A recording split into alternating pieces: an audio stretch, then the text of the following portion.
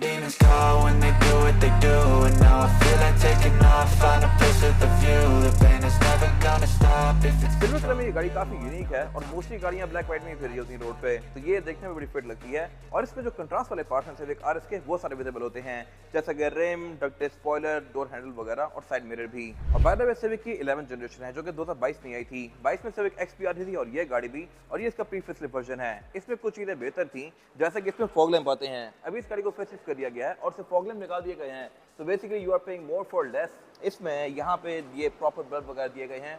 अब होंडा ने cost cutting कर दिया है, यहाँ से सालों मैकेनिज्म भी निकाल दिया और सिर्फ एक छोटा सा डक दे दिया है, लेकिन मोर और लेस लुक्स के लिहाज से फेसलिफ्ट वाली सिविक भी सेम है। तो मेरे ख्याल से ये गाड़ी भी अभी भी एक अच्छा ऑप्शन है। यूजुअली फेसलिफ्ट में गाड़ी की लुक बहुत सारा डिफरेंट कर दी जाती है और फिर बंदे को अपग्रेड करना वर्थ इट लगता है, बट इस केस में ऐसा नहीं है। आप ये लें कि नई वाली लें, 19-20 का फर्क है। फ्रंट इसका मोर और लेस काफी सिंपल सा ही है। इसमें एक चीज डिफरेंट आती है ओरियल में और इस गाड़ी में, और वो है इस गाड़ी की हेडलाइट्स। हेडलाइट आरएस में ये एलईडी वाली आती है, जो कि ओरियल ऑफर करती है प्रोजेक्शन लैंप। ये मेरे ख्याल से बड़ी वियर्ड चीज है क्योंकि उसमें लाइट येलो आती है।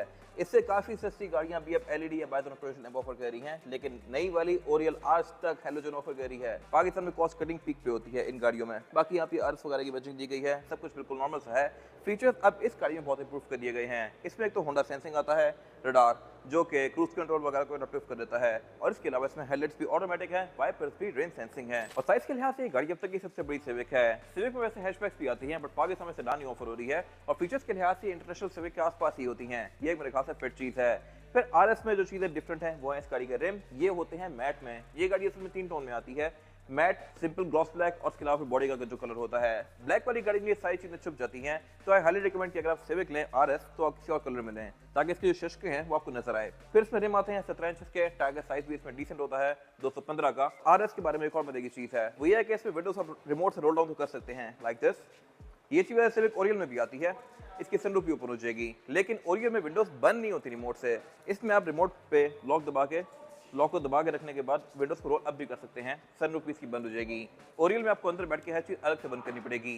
फिर साइड मिरर्स में रिट्रैक्टेबल आते हैं। और आरएस के बारे में एक और चीज मैं देखी ये है कि ये गाड़ी फ्रंट डोर्स में एम्बिएंट लाइटिंग ऑफर करती है, बट इसके रेयर डोर्स में एम्बिएंट लाइटिंग नहीं दी गई। यहाँ पे होंडा ने चीप आउट किया है। एंट्री और एग्जिट इस गाड़ी में थोड़ा सा मुश्किल है क्योंकि काफी लो होती है। ग्रैनेड में बैठना निकलना आसान है, और इसका जो फ्यूल टैंक है ये बटन से ओपन होता है इस तरह से।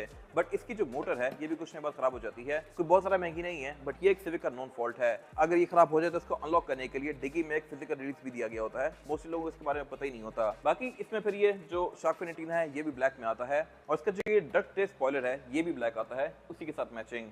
फिर इसकी ट्रंक कैपेसिटी वगैरह भी डिसेंट है। यहाँ पर आप अच्छा खासा सामान इजीली एडजस्ट कर सकते हैं। ट्रंक भी इसकी इलेक्ट्रॉनिकली ओपन होती है। और एक चीज इस गाड़ी में कम है,